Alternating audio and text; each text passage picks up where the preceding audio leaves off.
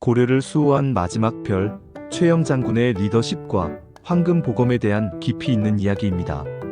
최영 장군은 격동의 고려 말 풍전등화와 같던 나라를 지키기 위해 자신의 모든 것을 바친 위대한 인물입니다.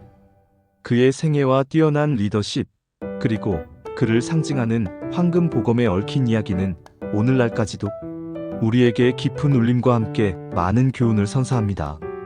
그의 삶은 고려의 흥망성쇠를 대변하며 진정한 리더가 갖춰야 할 덕목이 무엇인지, 그리고 한 시대의 영웅이 어떻게 자신의 운명을 개척해 나가는지 생생하게 보여줍니다. 최영 장군의 삶을 통해 고려의 마지막 불꽃이 어떻게 타올랐으며 그 불꽃이 어떤 의미를 지니는지를 상세히 살펴보겠습니다. 이 이야기는 단순한 역사적 사실의 나열을 넘어 한 인간의 숭고한 희생과 불굴의 정신을 기리는 서사시와도 같습니다. 최영 장군의 삶은 1316년에 시작되어 1388년에 비극적인 최후를 맞이했습니다.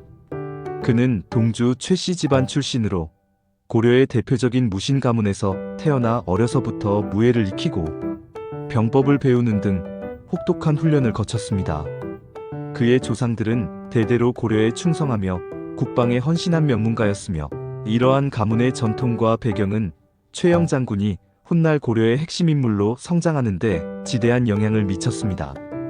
그는 어린 시절부터 남다른 기상과 뛰어난 무용을 자랑했으며, 단순히 힘만 센 장수가 아니라 전략과 전술에도 능한 지용을 겸비한 인재로 일찍이 두각을 나타냈습니다. 그의 이러한 다재다능한 자질은 고려 말의 혼란스러운 정세 속에서 더욱 빛을 발하게 되며, 국가적 위기 상황에서 그의 존재감이 더욱 부각됩니다. 최영은 20세가 되던 해에 음서를 통해 관직에 진출했으며, 이후 여러 차례 공을 세우며 승진을 거듭했습니다. 그는 특히 당시 고려를 끊임없이 괴롭혔던 왜구와 홍건적의 침입을 격퇴하는 데 혁혁한 공을 세웠습니다. 당시 고려는 내후외환에 시달리고 있었습니다. 북쪽에서는 원나라가 쇠퇴하고 명나라가 흥기하는 혼란 속에서 홍건적의 침입이 끊이지 않았고, 남쪽과 해안에서는 왜구의 약탈이 극심하여 백성들의 삶은 이루 말할 수 없이 피폐해졌으며, 국가는 그야말로 존망의 위기에 처해 있었습니다. 이러한 절체절명의 순간에 최영은 고려의 희망이자 백성들의 구원자로 떠올랐습니다. 그는 1359년 홍건적이 개경, 지금의 개성을 침략하여 수도가 함락되는 초유의 사태가 발생했을 때 뛰어난 지휘력과 탁월한 용병술로 이를 물리치고 수도를 수복하는 데 결정적인 역할을 했습니다.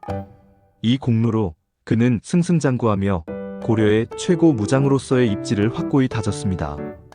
또한 해안을 침범하며 백성들을 약탈하던 왜구를 수십 차례에 걸쳐 격퇴하며 백성들에게 평화를 되찾아 주었습니다. 특히 1376년 왜구가 부여와 공주를 침범하여 약탈을 일삼았을 때는 직접 군사를 이끌고 나가 대승을 거두는 등 그의 활약은 전국 각지에서 이어졌습니다. 최영 장군의 리더십은 단지 전투에서 승리하는 것에 그치지 않았습니다.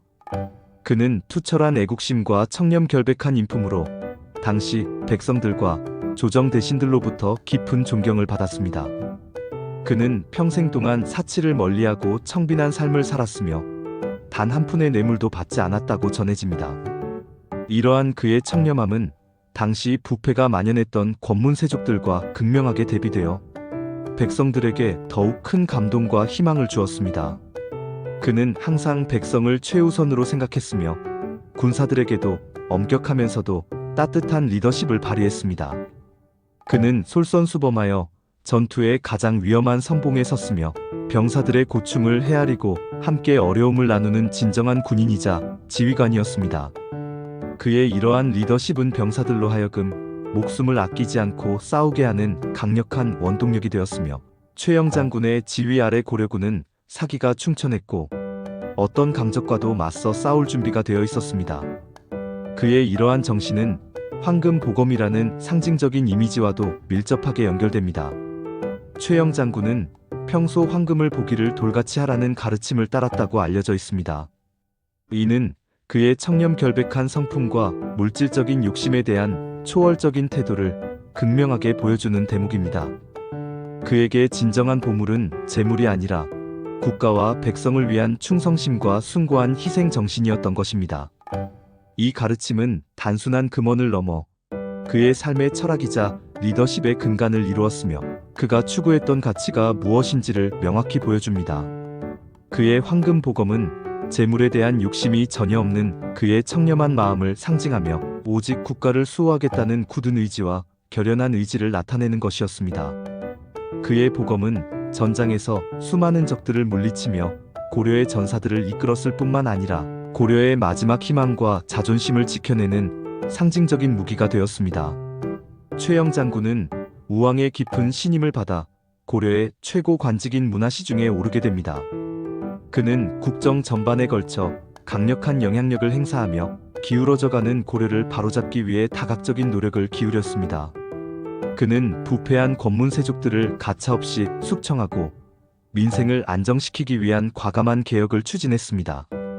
이러한 그의 개혁 노력은 당시 신흥무인 세력이자 새로운 시대를 열고자 했던 이성계 세력과의 불가피한 갈등을 야기하게 됩니다. 요동정벌은 최영 장군이 추진한 마지막이자 가장 큰 규모의 군사작전이었습니다. 당시 동아시아 정세는 명나라가 원나라를 북쪽으로 몰아내고 새로운 패자로 강력하게 부상하면서 급변하고 있었습니다. 명나라는 고려에 대한 압박을 점차 강화했고 특히 천령의 설치를 일방적으로 통보하며 고려의 영토를 침범하려 했습니다. 이에 최영은 강력한 북벌론을 주장하며 요동정벌을 감행하려 했습니다. 그는 명예 침략 야욕을 꺾고 고려의 자주권을 지키기 위해서는 선제 공격과 강력한 응징이 필요하다고 판단했습니다. 그러나 이성계는 요동정벌에 대한 회의적인 시각을 가지고 있었으며 유명한 사대불가론을 주장하며 전쟁에 강력히 반대했습니다. 사대불가론은 작은 나라가 큰 나라를 거스르는 것은 이치에 맞지 않다. 여름철 농번기에 군사를 동원하는 것은 백성을 피폐하게 만든다. 온 나라의 군사를 동원하면 왜구가 침략할 기회를 준다. 장마철에 군사작전을 펼치는 것은 전염병을 유발하고 활의 악효가 녹아 무기가 쓸모없게 된다. 는 4가지 주장을 담고 있었습니다. 그러나 결국 우왕은 최영의 강력한 의견을 받아들여 요동정벌을 강행하게 됩니다. 이성계는 총사령관이 되어 군사를 이끌고 압록강 위화도에 도착했지만 거듭된 장마와 병사들의 사기 저하를 명분으로 끝내 회군을 단행하게 됩니다. 이것이 바로 고려의 역사를 뒤바꾼 위화도 회군입니다. 위화도 회군은 고려의 운명을 바꾼 결정적인 사건이자 최영 장군과 이성계의 정치적 갈등이 폭발하는 지점이었습니다. 이성계는 회군을 통해 군사적 우위를 바탕으로 정권을 장악하게 되고 최영 장군은 반역죄로 체포되어 멀리 귀향길에 오르게 됩니다. 그는 결국 유배지에서 처형당하며 비극적인 최후를 맞이했습니다. 그의 나이 73세였습니다. 최영 장군은 죽는 순간까지도 고려에 대한 변함없는 충성을 잃지 않았습니다. 전해지는 이야기에 따르면 그의 목을 베었을 때 피가 흰색이었다고 합니다. 이는 그가 평생 동안 단 한 번도 거짓되거나 불의한 마음을 품지 않았다는 것을 상징하는 전설로 그의 청렴 결백함과 지극한 충성심을 극적으로 보여주는 대목입니다. 최영 장군은 비록 자신의 뜻을 이루지 못하고 비극적으로 생을 마감했지만 그의 삶은 고려의 마지막을 장식한 위대한 영웅이자 혼란의 시대를 바로잡으려 했던 진정한 충신으로 영원히 기억될 것입니다. 그는 백성을 지극히 사랑하고 국가에 헌신적으로 충성했으며 청렴 결백한 리더십으로 혼란 속에서도 희망을 잃지 않았던 인물이었습니다. 그의 황금 보검은 단순히 전장의 무기가 아니라 그의 투철한 애국심과 결코 꺾이지 않는 불굴의 의지, 그리고 지조를 상징합니다. 오늘날에도 우리는 최영 장군의 삶을 통해 진정한 리더가 갖춰야 할 덕목과 혼란스러운 시대를 살아가는 지혜를 배울 수 있습니다. 그의 이야기는 우리에게 끊임없는 귀감이 되며 고려를 수호한 마지막 별로서 영원히 빛날 것입니다. 그의 불굴의 정신과 숭고한 헌신은 한국 역사의 한 페이지를 영원히 장식하며 후세에 길이길이 기억될 것입니다. 그의 삶은 우리가 어떤 시대를 살아가든 어떤 어려움에 직면하든 항상 지켜야 할 가치와 태도가 무엇인지를 명확히 일깨워줍니다. 최영 장군은 영원한 고려의 수호자입니다. 다음 시간에도 더욱 흥미로운 역사 이야기로 찾아오겠습니다. 감사합니다.